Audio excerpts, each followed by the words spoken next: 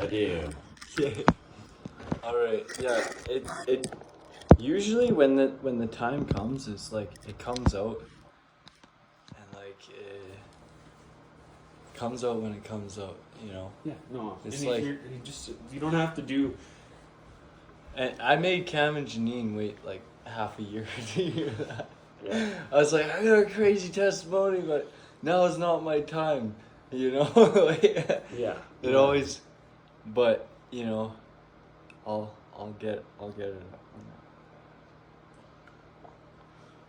You were saying. Okay. You started off last time. You were saying Yeah. you were doing. I know where you gotta let it come naturally.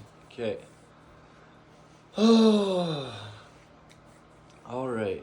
Let's start from the beginning.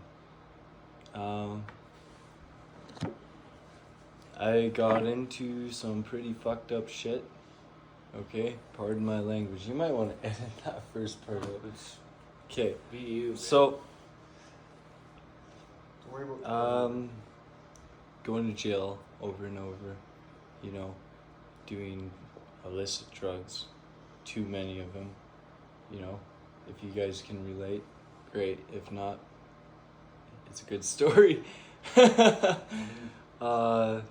Coke, meth, weed, mushrooms, Molly, you know, all that stuff. It just really started to get to me, and I kept on ending up in jail. And I would go to jail, and I would try my hardest to get out of jail. And I wouldn't do any drugs when I was in jail, and I would work out, and I would put my mind to focusing on good things. But every time I got out, like I would relapse. It's like I always tried to do things myself, you know. And then eventually, I ended up in jail again, another time. And this time it was serious time, you know. They're asking 10, 11 years of my life. And I still wasn't like waking up on the fact. I was like, oh, I'm gonna get bail and I'm gonna get out of here, you know, no problem. And I realized there was like a spiritual war going on with my life. And this time when I was in jail, the drugs were free. And I almost felt like it was weird because the food was never free. The food was never free. Anything that would help me in my life was not free, but everything that would drag me down, I could do continuously. My friend, I moved into his cell, and we were sitting there. He was giving me like thousands of dollars of drugs every night for free. Like in prison, substances are a lot more than out here, right? So I ended up like asking myself one question, and it was like, is this what you really want? Like, Ryley, what are you doing with your life? You know, like, I was made for more than this, surely. And I asked myself that question, and what do you want more? You know, you want to live like this, or, you know, you're already screwed. You're doing meth in prison. The meth probably got you here in prison, and yet you continue to screw yourself. Like, get out of this mindset. So what do I got to do? I asked myself that, and I come up with a conclusion that was against all reason for any addict to do. And I told my roommate, I'm like, seriously, like, do not give me any drugs. Like, I mean it, dude. Like, F off with the drugs. Like, and he's like, what, dude? You don't want to party with me, bro? Like, I'm like, no, man, no, I don't want to party with you. Like, literally, like, 5 minutes later, like, this doesn't happen because normally when you go to the guards and you ask them to change cells, okay, they're like, duke it out with your roommate, you know? We're not doing extra paperwork because you want to change cells. Screw that idea, you know? Go duke it out with your roommate. We don't care. And then they'll watch you for a couple hours, and if you keep on bugging them, like half a day maximum, like at the earliest, they would let you change cells. But you know, you had to go that long without getting in a fight. 5 minutes later, I didn't even have to ask. My roommate found a new roommate, and I ended up in a new cell. Boom! By myself, which is like another miracle of its own, because usually they always give you a hard time and they put you in a cell with someone else that you won't get along with either. You know, so at that point, you know, I realized my life, every time I take it in my own hands, I've screwed it up over and over and over and over. And at this point, I realize it's like, I've always known Jesus, of Jesus. I've studied his scripture before. And I finally realized, like, I didn't have the power in my own hands to change my life. I never did the work on the inside. It says in the Bible, it says, the key to the kingdom of heaven is within. So at this point, I surrendered my life. I got down on my knees and elbows, like on the floor. It's like, God, Father Jesus, if anyone could change me, it's you. But just make me this deal, like, do something great with my life, you know? But it's yours. I surrender completely. Like, I've messed it up, okay? I'm a mess up. You come fix me, okay? You know? And all of a sudden, this love, peace, this warm feeling, like total peace and happiness, this joy like never before just comes flooding over me, man. And I felt like an urging joy, like I was never so happy in my life, man, ever. And I was jumping up and down in the prison, walking around in the hallways, like, and people noticed. They're like, this guy, you're out of control. Like, why are you so happy in prison? I'm like, because of God, brother, you know? And they're like, what? Like, no, that doesn't make sense. And they were, I don't know, I feel like it touched a lot of people in a way. But, so I ended up getting a roommate shortly after that, and this guy, he had gotten shot 6 times for robbing a gas station. And when he come into the room, like I seen there's something going on. Like he pulls out, like the first time he went to take a piss, like I heard like a second in the toilet, and I was like, what the heck's going on with this? And then later I found out he's got a tube hanging out his back, and he's got this bag that collects the piss that leaks into his body because he's been shot so many times. You know, he's riddled with holes. So this guy's like going through probably one of the toughest times of his life.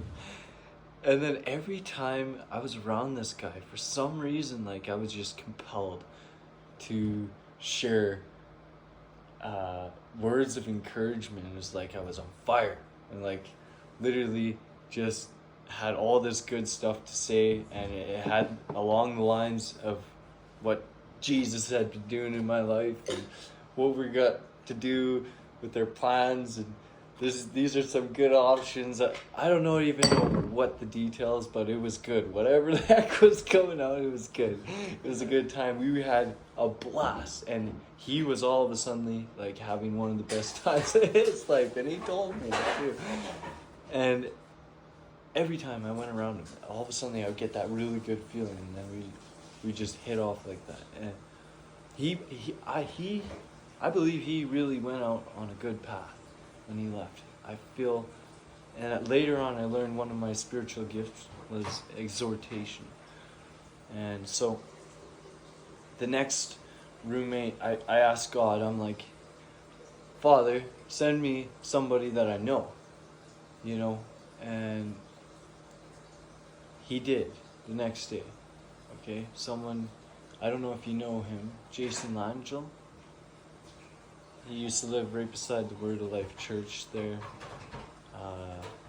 He was in the friend group of mine in the crime world, and I seen him there on the unit. He come on and he was like, come on. I was like, hey Jason, how you doing, man? Like, I'm so surprised you're here. He's like, wow, Ryley. But he was like, kind of like down at the same time. And he's like, Ryley, I killed myself. I hung myself. And the cops come and pulled me off the rope. And, you know, I hung myself because my family, I was going to lose them again. And I didn't want to do that. I really don't want to lose my family again, Ryley. And they left me just like I knew they would if I got arrested again. And that's why I hung myself. And then I was gone.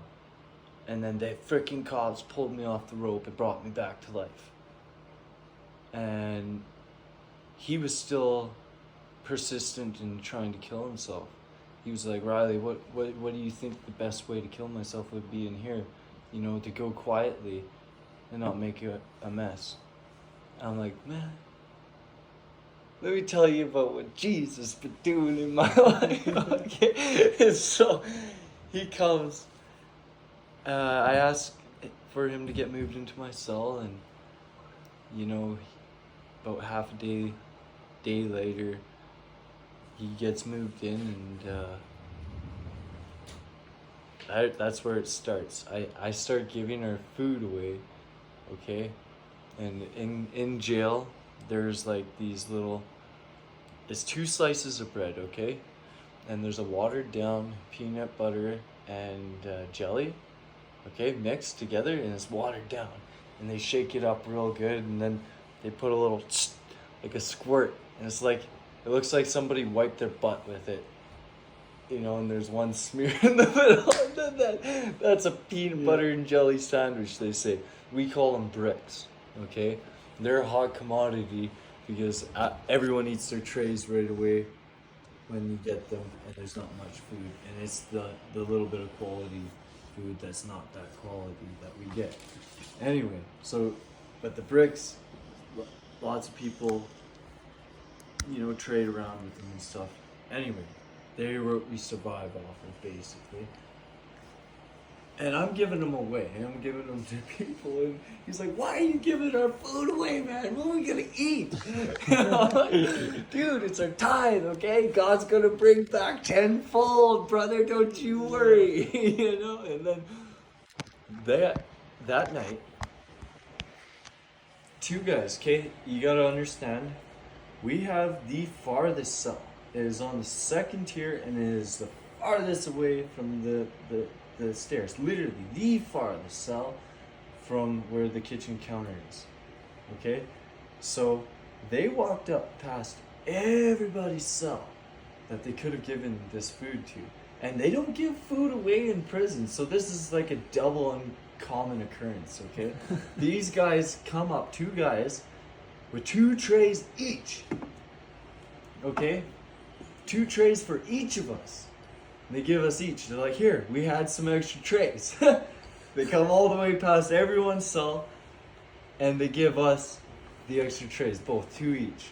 And I was like, see, man, like, that's God. That's gotta be God, man. Yeah. You know, Tide, he's bringing it back. And he's like, hey, there's something off here. Maybe you're right, you know? And I really hope he made the right decisions.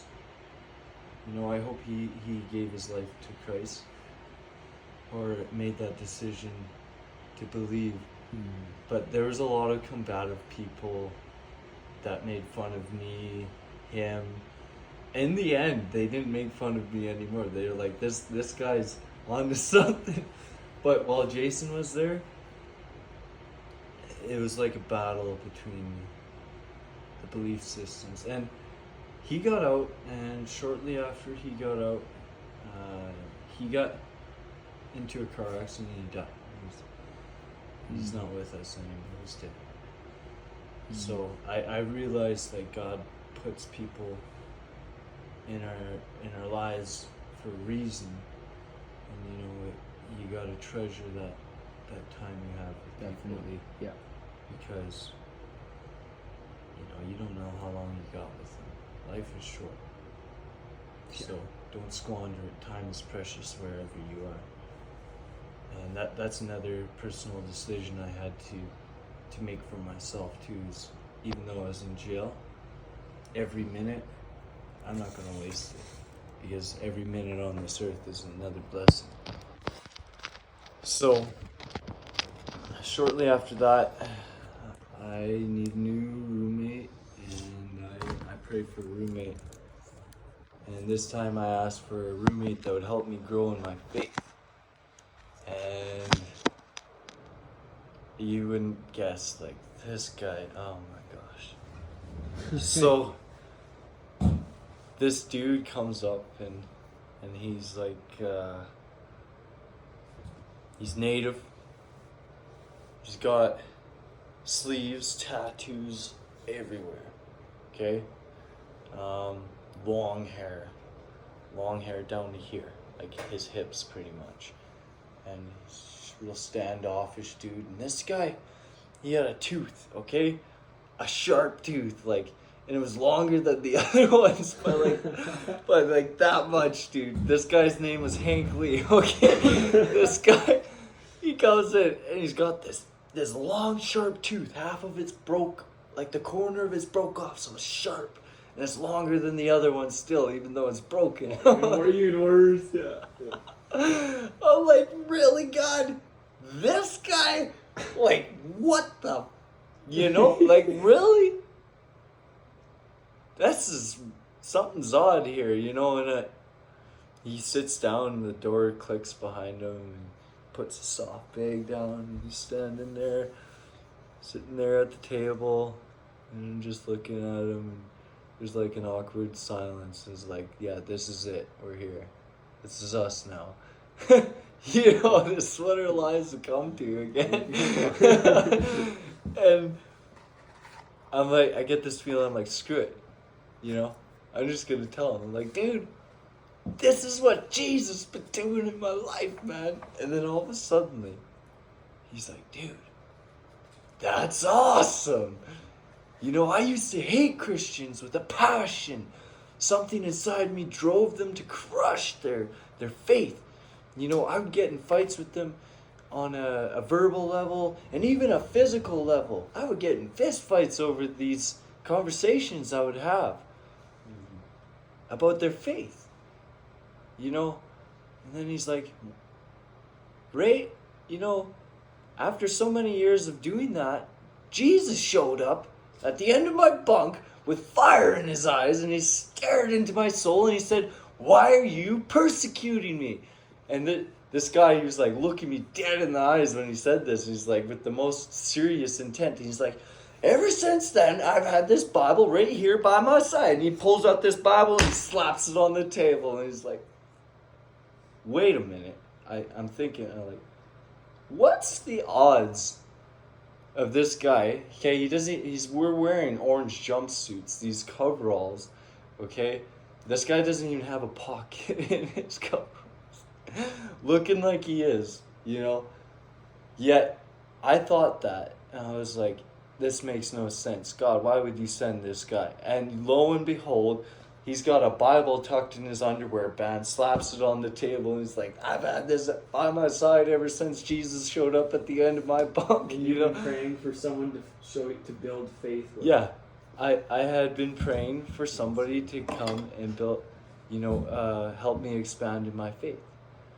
And this guy surely does this. I'll explain how in a second. If it's kind of self-explanatory, but I didn't realize it till way later in life too, when I told the story, like for another freaking, probably the 25th time or something. But anyway, so we get to talking about what God's doing in our lives. You know, he's just coming back. He's at the end of his penitentiary sentence. It's been a while.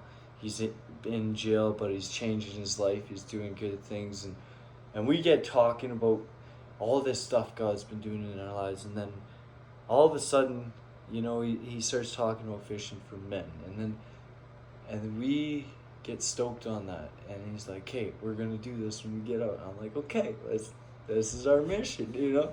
And I'm curious. He's like, I'm just gonna do something, you'll see.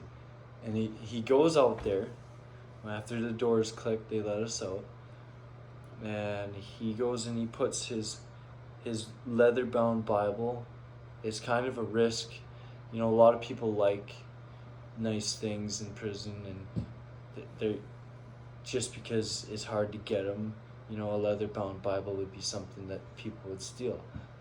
But he doesn't care. He puts his Bible out on the table in the unit, and people would come up, and they would start just, I don't know, they're curious, you know. They just start flipping through the Bible, and they're looking at things, and then he would come up, and he's like, hey man, you know, what's going on? And start talking to him about Jesus. I'm like, dude, this guy's literally fishing for men. The Bible's the bait.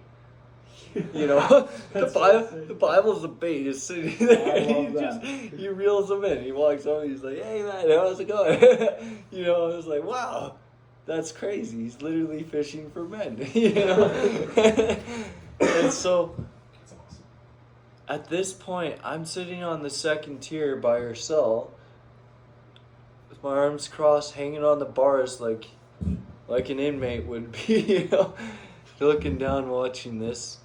And then I get this thought in my head. It's like, Ryley, go show him how to cast nets. And then I get this idea that's like against everything I thought reasonable, you know, logical. Throw that out the window. Who needs logic? Okay. So I go, and I walk down the stairs, you know, go down to the first tier, then the main floor, and I walk over to the bubble, and I walk up to the guards, and I'm like, hey, could you guys announce that there's going to be prayer in the yard tonight? And they're like, no, here, you announce that. Yeah, are you serious? Like, here, you do that. You know, they pass the microphone towards me. I'm like, okay. You know, and I reach for it, and I'm just about to announce prayer in the yard tonight.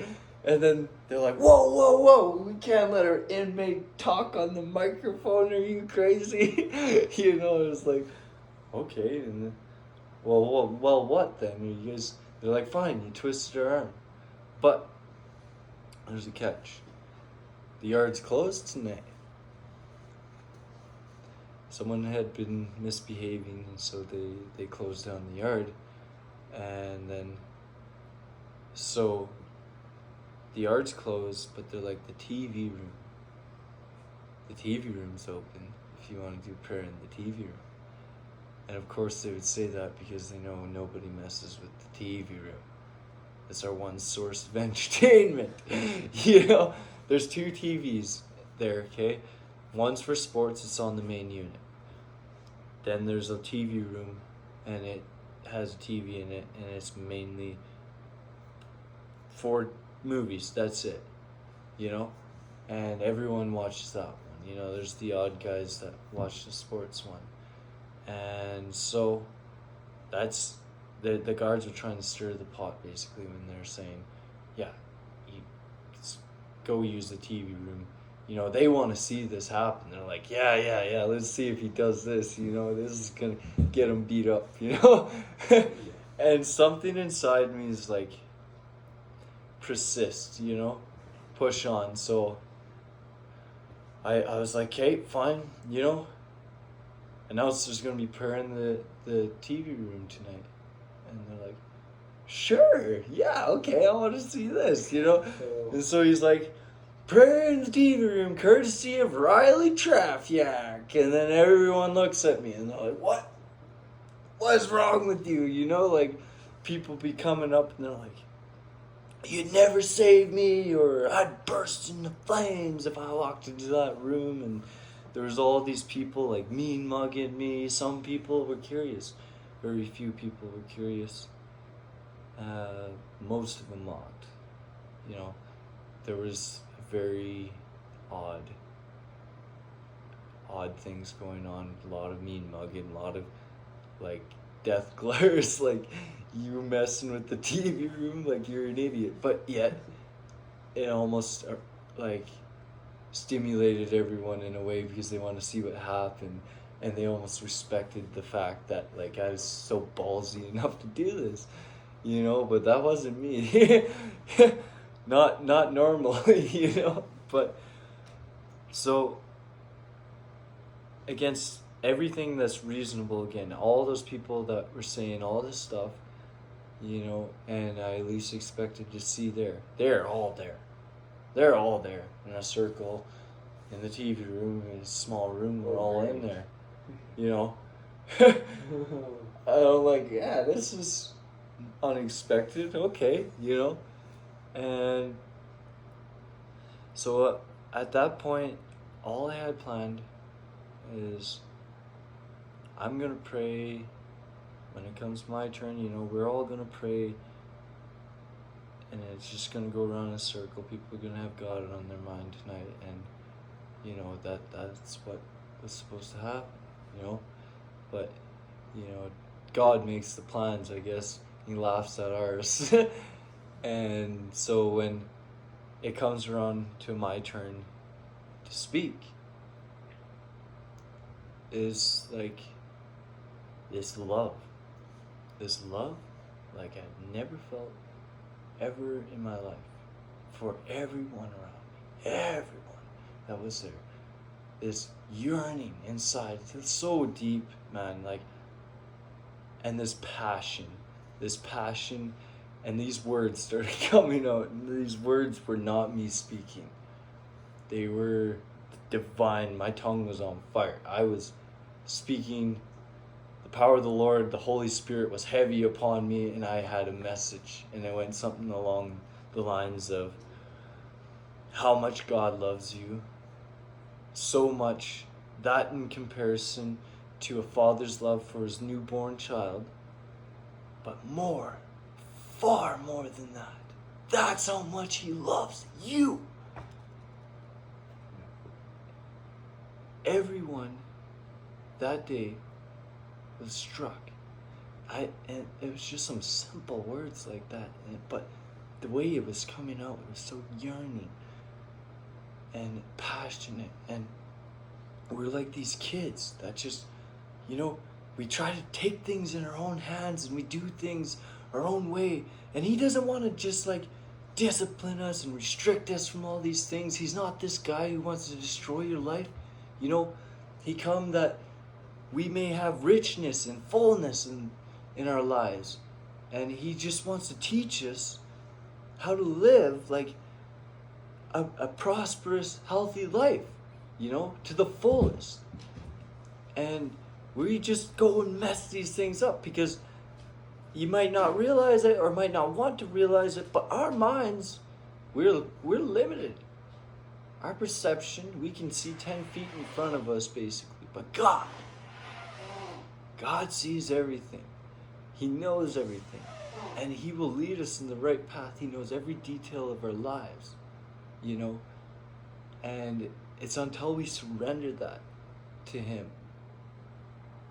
and realize that he knows, that's when you see him work in your life. When you surrender and you let him work, he's knocking, you just gotta let him in. And that guy that was there, he was saying, he's like, I'd burst into flames if I walked into that room, or, you know, you'd never save me. Yet that guy was tearing up in the corner there, and he's this tough looking native dude, you know. And at that moment I was like, yeah, that's the power of God melting these tough men's hearts right before my eyes. And yeah, this was a huge faith booster for me. That took a lot of faith to go and set up this situation. I could have looked like a real idiot. You know? Like, I could have got beat up or stabbed. Right after that, people were coming up to me and they're like, dude, I'd follow you anywhere. I'd be your disciple. And I'm like, don't follow me. Follow Jesus, man. And then they're like, what? This guy's out of control, man. Like, where do you get this guy? Where'd he come from? I'm like, you know, So same place everyone else did. Streets. I just made a decision to surrender my life. And my message, that's my message. That's what I have to share with the world now. Follow Jesus. That's my message. So good. And there's a lot more to the story. Thanks for That's sharing very- with me. Yeah, Thanks for I'm sharing. happy. Yeah, come here, buddy. That would have been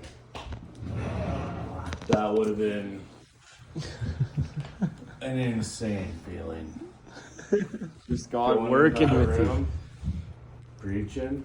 That would have been insane feeling of Christ. Yeah.